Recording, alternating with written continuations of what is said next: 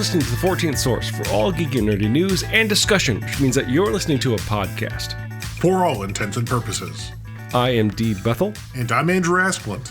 And we are your two overeducated, codependent nerd hosts, bringing you the things that we like to talk about, but filtered through inquisitive and critical lenses. In the episode for Friday, June 16th, 2023. And this week, we're just going to get right to it. We've had weeks in geek, whether it's literally weeks, plural, in geek or not. Because as we alluded to, not only last week, but weeks prior, June is a busy month. As of right now, I, dear listeners, am on the East Coast. If you are not on the East Coast, I am 3 hours ahead of you, and therefore I am in the future. Well, assuming you're on the West Coast, right? If you're somewhere else, then he's some other number of hours ahead or behind you. Indeed. We had plus or minus GMT, all that fun stuff. Either way, we're recording before it goes up because of travel. Yes. And for both of us, actually, this is a big travel month. So I will say, full disclosure for people. Actually, this is not only a full travel month, it's a bad planning travel month because you planned yours and then I, without consulting, planned mine. And it's literally like, oh, right as you're getting back, I take off. Okay. We have a business, Andrew. You should have consulted me. I should have consulted a $0 business. It's also not a business, and therefore no consultation was needed. I will say the real tragedy is that we're both not going to be able to talk about Strange New Worlds Season 2 I know. until basically July. I know, which is okay. Then we can have a conversation about the first chunk of Strange New Worlds rather than just the first episode. Because who needs us gushing for 45 minutes? Listen to last week's episodes. But where we just talk about barbecue for 45 minutes straight. But yeah, no, like, that's actually the interesting thing is, respective of everything we talk about on our show, like, TV is happening right now. And like talking to my wife, and we're like, it's weird. I feel like we have to have like a calendar up for all the shows we're watching. It's like, okay, so how are we going to plan this out? And like, there's a lot happening right now. And it's pretty great, especially considering that the entertainment industry is on strike. So let's enjoy it while we have it, dear listeners. Right? Although support for our writers and apparently actors and maybe directors that are going on strike. Right. I say that because, at the time of this recording, the Writers Guild is still on strike. Right.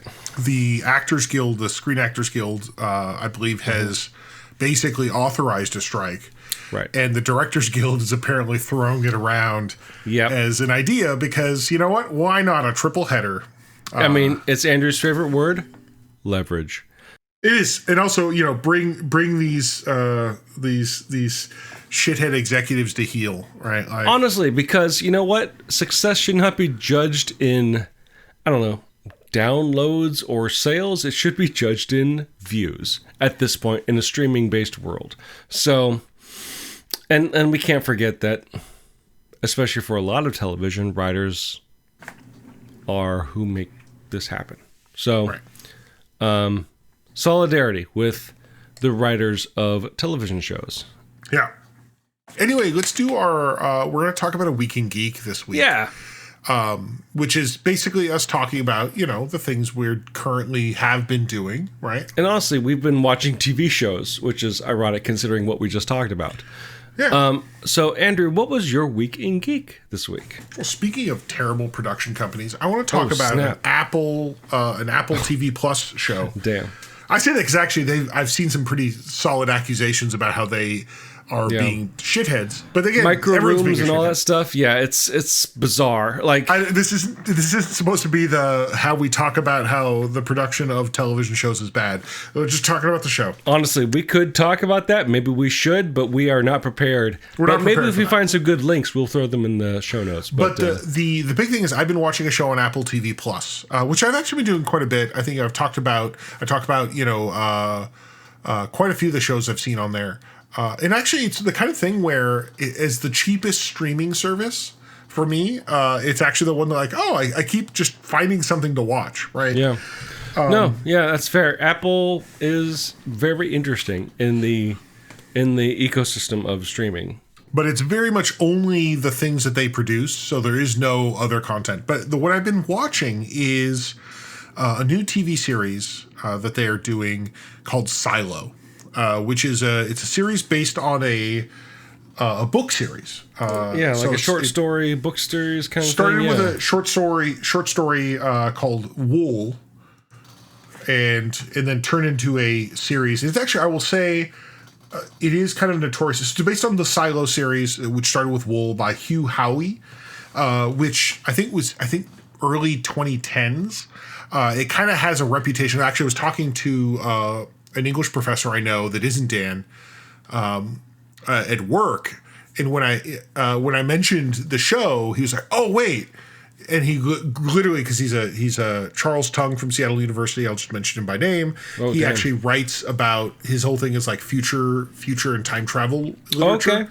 Okay. And so he actually reaches on his shelf and pulls off, I think, one of the books. Like, oh, is this by Hugh Howey? I'm like, oh, yeah, you got it there. But he actually mentioned that he had that author had a reputation for basically being one of the big, probably early, if not the first, big success on Amazon. Right, he self-published his initial works on Amazon, and made lots of monies doing that, which has become a very viable career for a lot of independent writers. Yeah. Amazon has, despite all its ills, facilitated a pretty vibrant platform for independent creators. So that was the story he did. So I started watching it because someone texted me, a friend of mine, saying, "Hey, are you watching this show?" I didn't realize it was actually like a prelude to asking if he could come over and watch it. But he basically said, "Is this Taylor? Are you?" No, it's not Taylor. Okay. It's a friend who not a friend of the show, just a friend. But he basically said like, "Oh, it's got this Fallout vibe." I'm sorry, what? I've seen a lot of advertisement for the show, especially leading up to its premiere, and so Apple was leaning into it pretty hard. But since its premiere, I haven't seen too much else about it. But yeah, a Fallout vibe? That's really interesting. Well, it's weird because I'd already seen a show that was also I found because it said it had a Fallout vibe, which was Hello Tomorrow, which was its Fallout vibe it felt like someone made a story about pre-war Fallout. Okay. Except that it was, whatever, it's a bizarre, and I don't recommend watching unless you like human suffering, but it definitely, that was a show that was made very much with the aesthetic of this is something that takes place in pre-war Fallout. Silo, on the other hand, is a show that very much feels like, what if we wanted to do a Fallout show that's only about a vault? Right. The name there is kind of indicative of what it could be. Yeah. It's about all the fucked up machinations that take place in the vaults, right? And a lot can take place there. Right. And so it's a weird show. I will say I watched the first episode, kind of introduced to the cast, at least I thought I was. And I will tell you, if you watch the first episode, you basically have not seen much of any of the main cast, which is weird.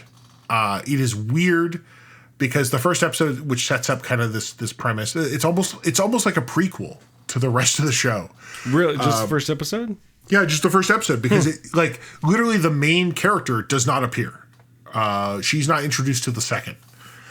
But it's this weird show. So basically the premise is that this is a story about a silo.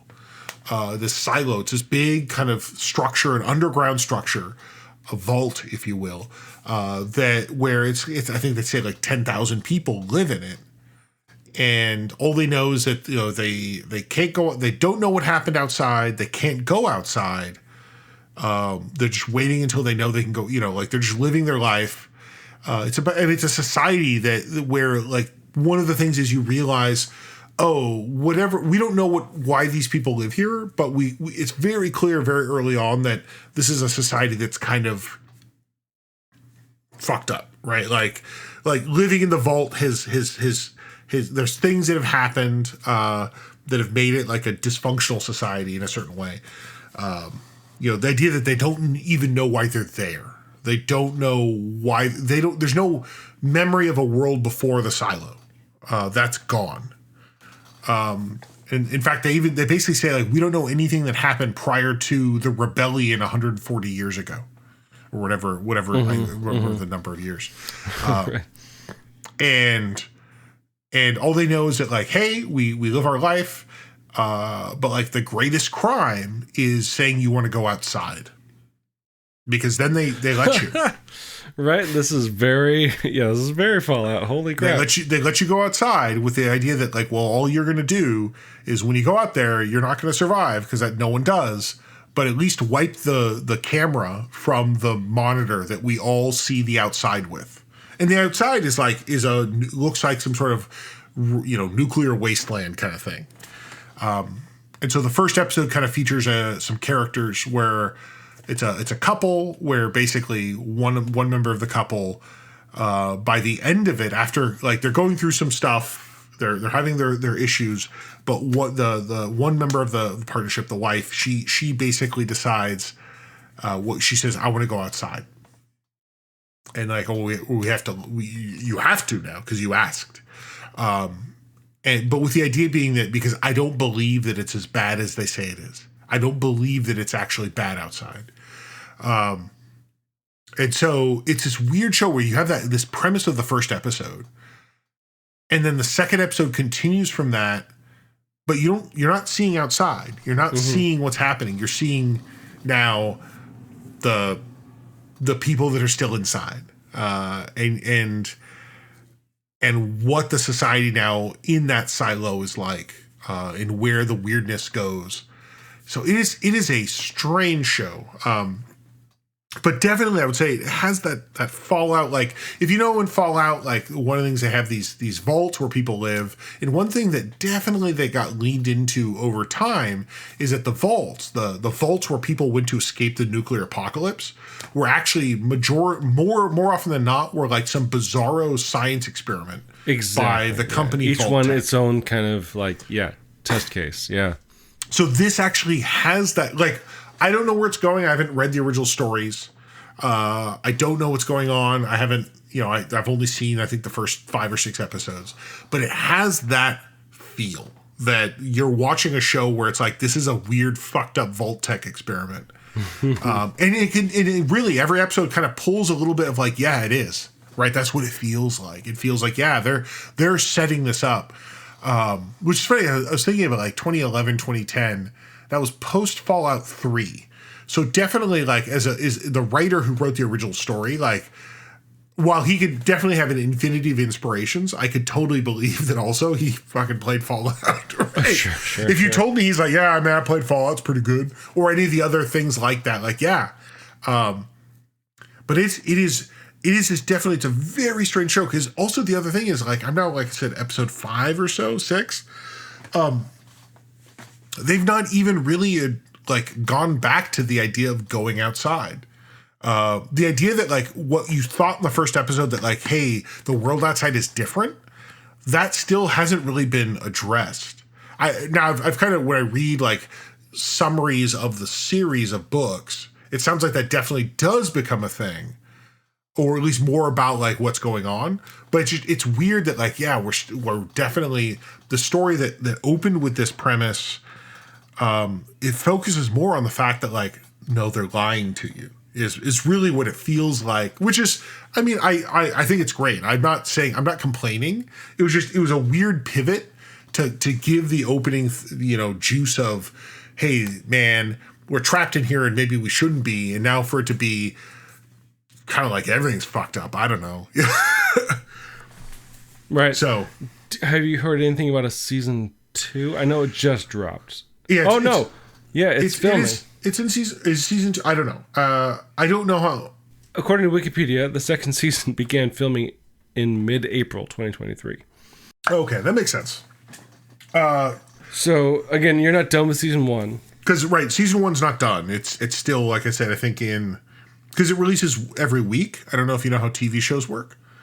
Well, I mean, TV shows that don't air on TV, no, it's kind of hit and miss. Yeah, it's all hit and miss. So no, Apple does all their shows weekly. So this is one where it's, I think actually, as of they release on Fridays. So I think as of the 16th, the 8th episode will have aired Okay. And I don't know how many episodes are in the first season, so I couldn't tell you. 10. Yeah, it's definitely, it's a weird show. I like it. Like, I'm enjoying it. Because it has, and I mean, I'll even say, like, they have like one of the logos for the silo. Like, it's not the Vault-Tec logo, or whatever, but boy, oh boy, does it look like this looks like a Fallout thing, right? Like, I do feel like as they're producing the show, they realize that, we know where we're coming from. Right. And like the cast they have seems really kind of legit. Like Rashida Jones, David Oyelowo, Common, Tim Robbins. It seems pretty, like, they got some good people on board. The name that actually stands out the most to me is Graham Yost, the creator of the show, who I know from a couple of different places. I think the thing I'm most familiar is the TV show Justified, which he was the creator of, which I was a big fan of. He is also the writer of the movie Speed. So if you like buses that go fast, yeah, I will check it out. Especially in addition to the fact that you say that it's very Fallout-y, which is great. It is, like, I would not be surprised if by the end of the show or of the story that the reveal, like, it feels like this could have just been a Fallout story. And I say it, like, right. I say that very respectfully, like, in terms of, yeah, this is a fucked up Vault-Tec experience or whatever, because it's what it feels like. I mean, there's a point in episode 4 or 5 where they literally have, and I think actually I've seen 6, I believe. They have a few things where they kind of suggest, like, oh, there is actually something even bigger. And it is the feel of, like, oh yeah, Vault-Tec is watching, or Vault-Tec's involved, right? That's what it feels like. Which is interesting because there is the upcoming Fallout sponsored TV show on Amazon Prime. And here's what boggles my mind is that between Hello Tomorrow and Silo, it's like Apple has, like, said, look, man, we're ready to do a Fallout show, right? Whatever flavor you want. Pre-war, post-war, Vault-Tec, like, and actually they did see, which I've not seen, but isn't that like a post-apocalyptic story? Like, they're really prepared to do any Fallout flavor you want. But have they paid Todd Howard? Right, or Microsoft at this point. Way to bring it down, Andrew. Yeah, it is a weird thing where it does feel like Apple keeps doing shows that could just slot into a Fallout universe, but not Fallout. And I don't mean to take away from, the Hugh Howey. Like, he wrote a story that was not Fallout. It was his own story. Although there's a joke to be made about Amazon Direct Publishing, where it's like you just wrote fan fiction, then filed the serial numbers off. But no, I mean, like, I what I mean to say is that it continues to puzzle me that Apple is doing these shows that all feel like they're living in a space. I'm like, yeah, I know this space. And it's yeah. But how's that you don't have the name on the tin that I expect, which I think I kind of like. I will say as a kind of an end cap that my experience with Apple TV is that they do a lot of weird stuff, not all of it good. But they're definitely doing things where I'm not, at no point have I said I regret my Apple TV subscription, or that I want to cancel it. Which is funny given that all they have is original content. So it's not like Netflix. Like Netflix, if Netflix were only original shows, that's arguable because it is also a storefront. You can buy a lot of TV shows. Right, I can't. But I'm saying, like, when I think about paying whatever, $6, $5, $10, $15 a month, like, I think of Netflix, where while I enjoy the very small amount of original content they provide, Netflix is mostly because of they provide the other stuff, right? Right. You're just not as into K-drama as you should be. Apparently, right. I guess I continue to be impressed with Apple TV's production, even, mm-hmm. When it's not the best, it still shows that I'm like, oh, okay, that's pretty good, and I just, yeah, I don't know. Of course, I don't know what it's like if you're not an Apple dig-it like I am. So, yeah. So, hey, Silo. Wow, what a show. Like, continues to I want to watch it more. Like, actually, this is one of those times where like once a week is maybe too slow for me. Like, I'm like, hey, can you give me twice a week? You know, like, right. I want a little faster. Like, turn maybe the drip up. All at once would be great. No, I don't want all at once. This is not a good all at once show. But I do want a little faster, you know. And I will say that my favorite is that David Oyelowo. Mm-hmm. I was like, why do I don't know if I've seen this guy in something. You have. I'm sure you have. Well, I've heard him in something. And I realized when I Googled him, like, what is this guy in that I recognize? And the important thing is he's in Star Wars Rebels. There we go. I recognize the voice, and the joke is if you see the character he plays in Star Wars Rebels, you're like, oh, that does not look like him at all. Because he plays an Imperial. I forget what his job is, but he's Agent Callus of the ISB, the Imperial Security Bureau. But he was such a distinct voice for me that when it's like, I was like, why do I know this guy, but I don't recognize him? And they're like, oh, that's first of all why I don't recognize him. Because he plays an animated character that looks very different than him, but he still stands out in my brain. And I love the fact that he's in it. I will say a spoiler for some, given it's in the first episode, he does in fact die in the first episode. But he does appear in flashbacks of Silo. Yeah. Yeah, because he is basically part of that story of I want to go outside. So the episode starts with him saying I want to go outside, and then we see a flashback to him how he got there. But he does appear in several episodes after in flashbacks. So he does great. Everyone's doing great. Really impressed with the show. Common, who I guess I don't know if Common is I believe a rapper, right? I don't know if he's done other acting stuff, but he actually does very solid, because he plays basically like a very creepy, sinister. He plays Judicial, which, by the way, just the fact they're called Judicial, like they're the judicial department of the Silo, and he shows up and it's like very matter of fact. He's basically the agent of the judge. But every time he shows up, he's an important character, and he has a lot of heavy, don't fuck with this guy energy. And I suspect, I don't know, he's also got real gonna be a villain vibe. I mean, he already kind of is. So I like that though. He's doing great. Never seen him before in a show, but I'm like, hey, it's another great guy. No, great show. I do recommend it. Check it out. Anyway, that's my Week in Geek. Dan, what about you? I want to also talk about adapted media, although one that I guess has a sadder end in that it is canceled.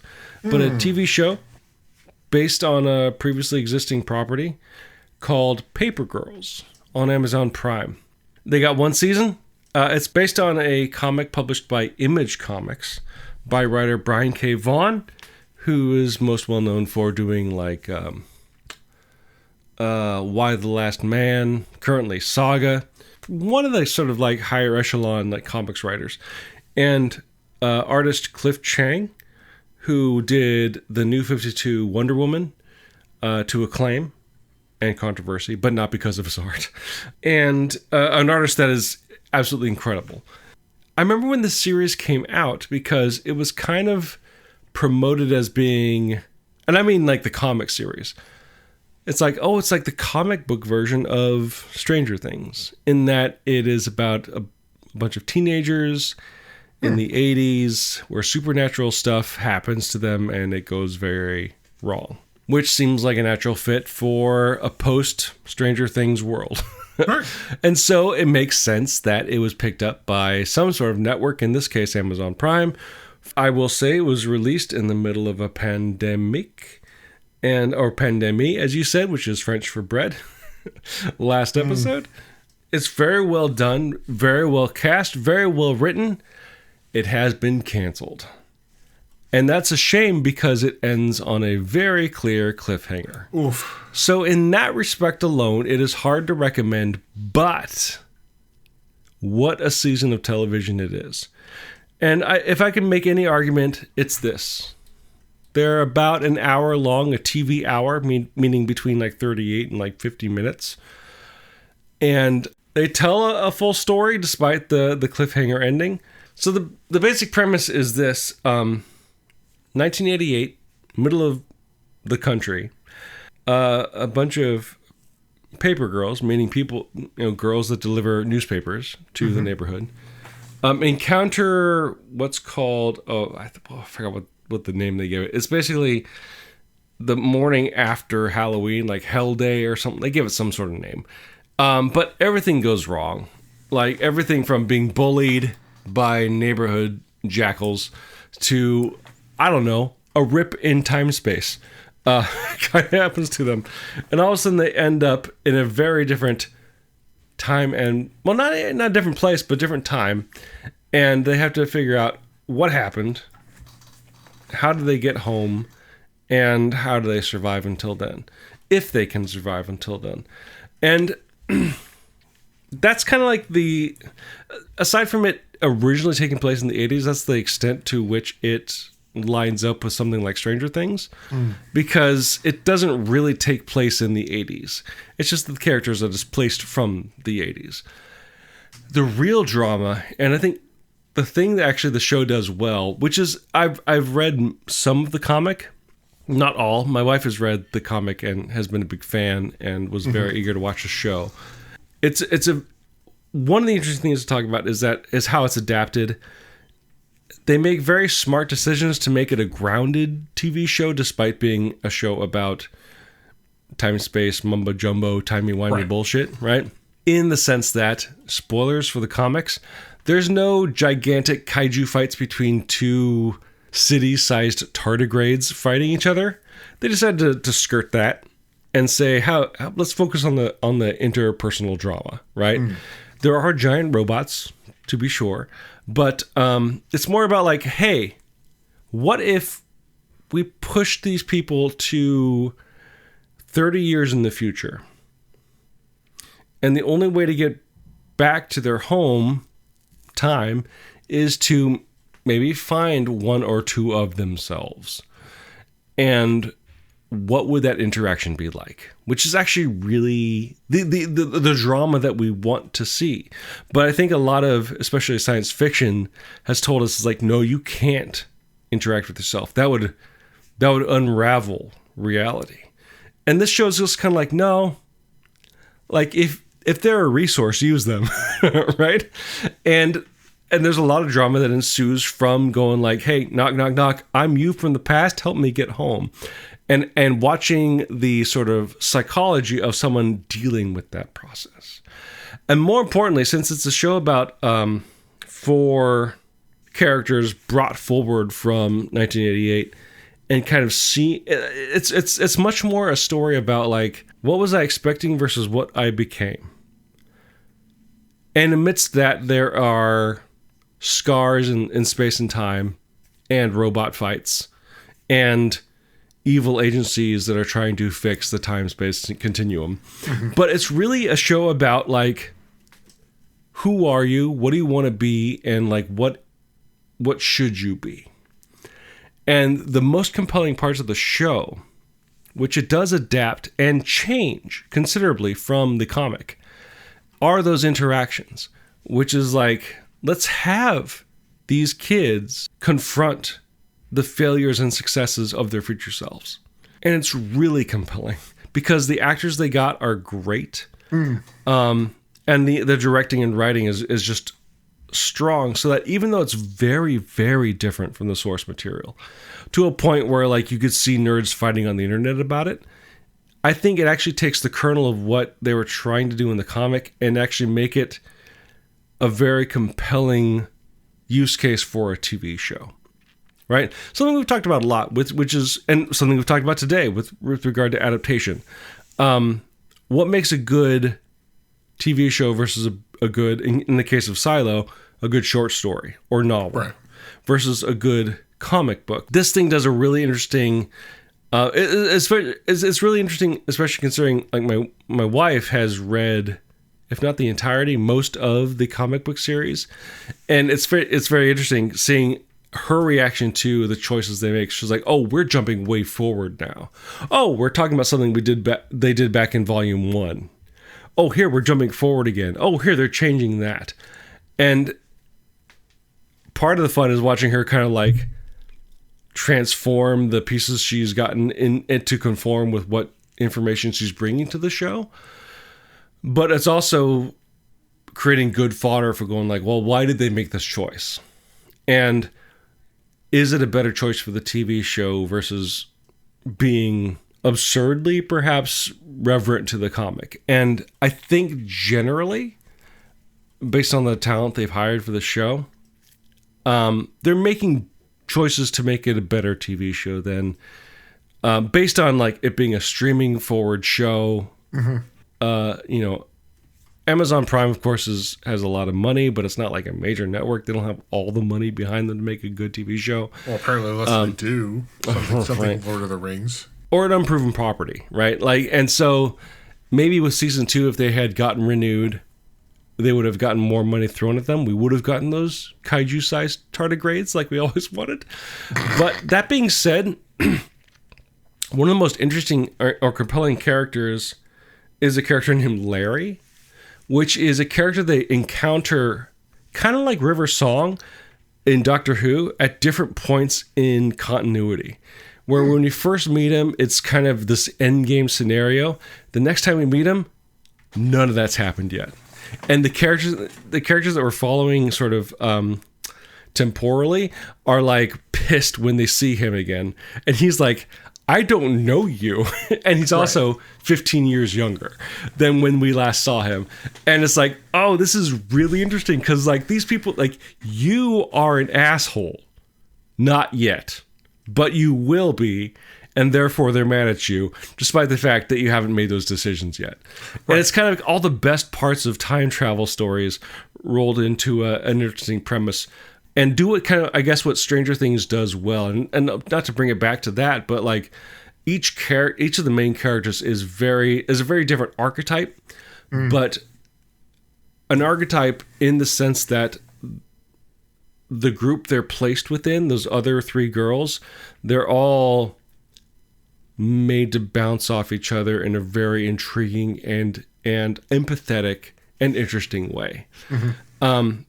It's a shame the show got canceled, which I would actually chalk it more to being a show released in the pandemic than the quality or even audience of the show. It's just wrong time for this release. Yeah, I guess I'm so concerned right now because like you described a show, and the more you say, I'm like, oh shit, I want to watch this. You should. But now you're like, but it's been canceled. And it ends on a cliffhanger, and I'm like, oof. The thing that makes it even sadder, and I guess I'm making the argument against my case to watch it, which is like, sure, they canceled it. It did only release last year, I think. 2022, yeah, July 2022. So it's almost a year since the first season released and has been canceled. So if for some reason it got picked up again or moved to another network, we probably wouldn't see a second season until 2025. Like, those teenage girls are not going to be teenage girls really anymore. Right. That sounds really weird, but you know what I'm saying. It's like, it's a Stranger Things problem. It's like these kids are going to grow up real fast, and the veracity of the moment is gone. No, it's definitely a thing. I was thinking of what's the show? Well, it was not quite teenage girls. I watched Lockwood and Company, right? Which I think I talked about, where it was they were young enough and it got canceled, and you're like, yeah, even if they shop it around, those kids will get older. Right. And well, that one may work. Whereas, like, I mean, imagine Stranger Things where they were like 10, you know, and what if they shopped it around for 3 years and like, oh, suddenly they're really old. Well, you know? I mean, with Stranger Things, we're getting there. Like the next season, they're supposed to be 17, but they're all 28 years old. Yeah, Stranger Things is already dealing with that, but at least they got over, I think, the initial hump of, you know, we got through the first the growing a lot years, you know, right. And to the point where, like, I think actually was recently announced, and we haven't talked about it, that makes the most sense is that they're going to release like a Stranger Things animated like spinoff. And I think actually Paper Girls, considering the graphic quality of Cliff Chang's art, would actually be a very good compromise. Like doing an animated show based on this series would be perfect. And it just sucks that like, oh, hey, let's make a animated show, but it starts with season 2. That just doesn't work. That just doesn't happen. Although it could and it should. And if it could happen anywhere else, it would be at a streaming service like Amazon Prime. And Amazon has a proven track record with animation, with, at the very least, Invincible, which has done well, and season 2 of that is coming out soon. Well, and I was like, what was the hot take I saw today that, like, sometimes it's just the people in charge, right? Like, they just cancel things. Yeah.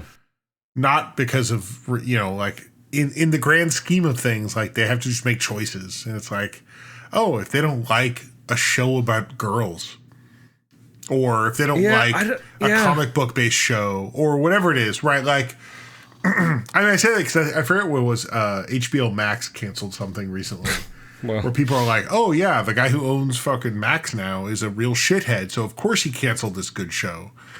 I mean, let's be honest, like, right? Game of Thrones ended on kind of a hot mess, but not only like let's make a spin-off show that's full of more white people, but also let's give it a second season. I haven't seen any of it. But it's just the idea that like there's certain shows that that TV producers and stuff want to promote more than others, right? And that's the frustration of the industry. I feel like Amazon is kind of still defining its shittiness in terms of what it cancels. Yeah, I know, and it did the Rings of Power, which I've not seen. I don't care, which was so controversial because it had brown people. But what at the same brown time, elves? like That's impossible. They really leaned in. As someone who watched it, they did 4 episodes of that Nazi show. That's true, or 4 seasons rather, right? Like it's that thing. How many did they do? How many? Something like that. Yeah. Like they did a lot of seasons, and it got to the point where I watched it.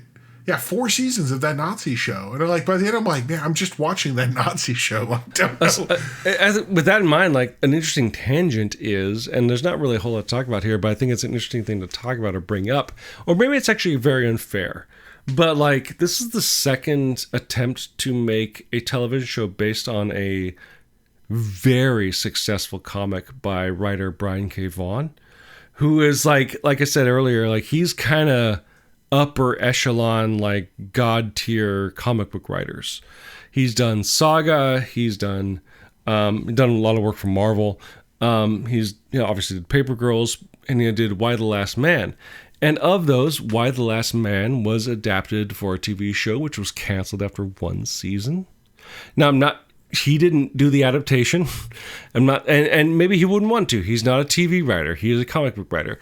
Paper Girls is now another attempt, and it was canceled after 1 season. Like, that can be an interesting sort of psychological fight that someone who is infinitely regarded and respected and revered in one medium to be so soundly kind of rejected. Again, it's not because of his writing, obviously, but because of how people adapted it. But like, it's bizarre that, and I think a lot of comic book fans have that problem. It's like, well, this comic book story was awesome. Of course it would be a good TV show. No, it won't. Right? And it's just that perpetual discussion about adaptation. It's interesting, I guess. Again, I'm not throwing blame or shade on Brian K. Vaughan or the writers. Again, Paper Girls is fantastic. And what sucks is like they were clearly, obviously expecting a season 2. And that's the bummer. Streaming television is really going through a sea change right now, not just because of the writer's strike, but because of its mainstreaming, for lack of a better word. Yeah. The next couple of years will be really interesting to see how kind of writing and TV shows and movies go. I do feel like it does feel like there's going to be changes in that some things are not working, you know. I feel like we're seeing that as an audience where, like, you know, shows aren't surviving or whatever else, whatever model. I mean, I know I always say TV's John Rogers, who does, you know, Leverage and other shows, but he actually talked about that, like, the thing with Leverage Redemption is that it appears on, what is it called now? It was IMDb TV. Now it's Tubi or some shit. Tubi? Free Yeah, TV? yeah. Free TV? Whatever it is. Watch it with commercials, which is TV. It's with commercials. It's just TV. Yeah. And it's basically the argument is like, yeah, and that's how this works. Well, I guess the frustrating thing is that, like, it turns out streaming isn't fixing anything. It's not. No, not at all. In fact, one of the big news stories going out the last couple of weeks is, like, I forgot who it was that was recommended. It's like, hey, we're creating a bundle of all these streaming services together. Oh, that was the owner of Max or whatever, Discovery. It was like, hey, well, the future will be bundling all your services together. It's like, motherfucker, you invented cable. For the second time. Yeah. Columbus didn't create America. He found it. It was already existing before he got there. And then Columbus created cable. So if you, dear listeners, have any thoughts about the topics we discussed this week, feel free to leave your thoughts as comments on the page for this episode at forallintents.net. You can also post your comments or engage in conversations with other listeners on our Facebook page. Sorry, I guess you can. I don't know. Does anyone still go there? Who knows? You can find us on other social. You can find us on other social media as well, specifically the places that Andrew and I frequent, which means you can find me on Instagram at dbethelcomics, and you can find Andrew on Mastodon at profounddark at dice.camp. While you're at our website at forallintents.net, you can also take a look at our YouTube page, which you can find by clicking on the link in the corner that says YouTube. There, you'll see the show simulcast in YouTube. And if you are into YouTube and you're listening to the show there, please feel free to like and subscribe so, you know, Google's overlords can collect money. What should the kids do, though?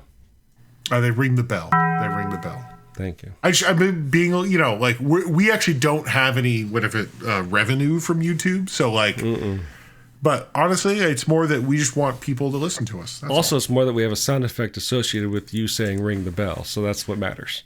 Do we have a sound effect for that? Yes, it's the Taco Bell gong. You've been inserting a sound effect this whole time and you never told me? Well, you should listen to the show. Fair enough.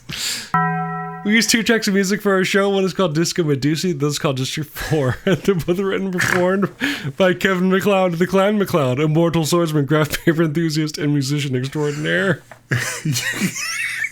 You can find his music at incompetech.filmmusic.io. That's all licensed under the Creative Commons 4.0 attribution license. Seriously, ever since I found that YouTube channel, it's like the random gongs of the Taco Bell gong. I've been putting in every episode, Andrew. I clearly only listen to the parts I want to hear, which is never the bullshit at the end. That's where all my creativity goes. This is staying in the show. I'm sorry. If you like the show and like to help us out, the best way to do so would be to subscribe to the show using whichever podcasting service you happen to use. What would help us out even more, though, would be to leave some sort of review, whether a text review or using their proprietary metric will help spread the word to new potential listeners through the magic of algorithms.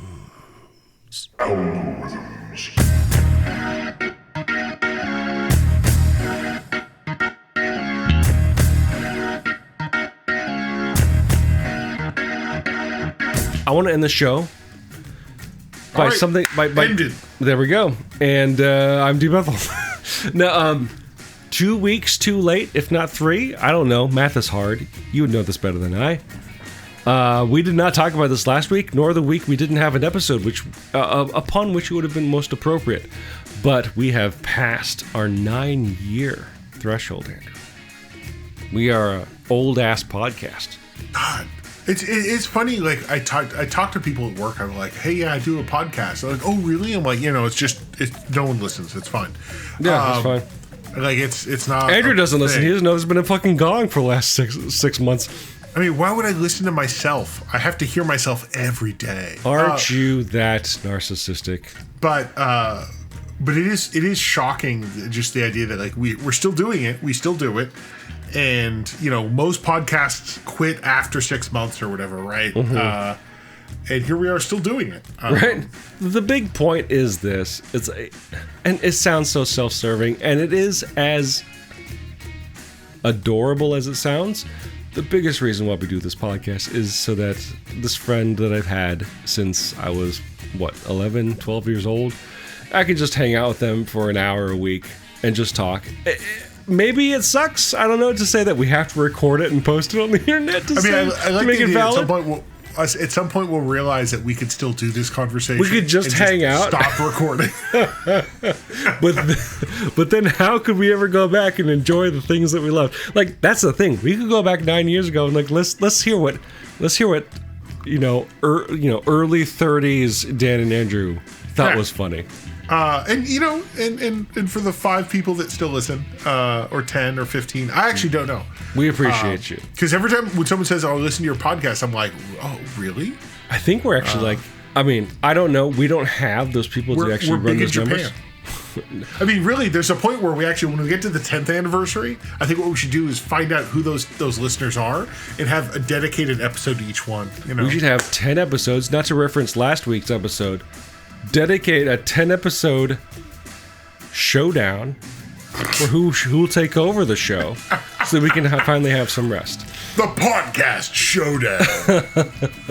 So until you take over our podcast, dear listeners, I'm D. Bethel. And I'm Andrew Asplin. And for all intents and purposes, that was a podcast.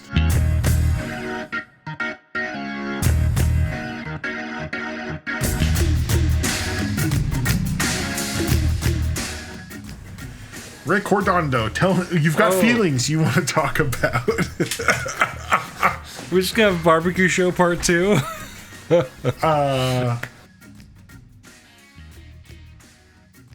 Just fight over everything. Over yams. He was in mid-sentence. You disrupted the art. L'art de podcast. It's a small town. It is a small town. It has a suspicious number of murders. I mean, it's pretty bad. She got one kill and it was just never enough. Mortal bloodlust. Jessica Fletcher's a fucking vampire. Let's be real.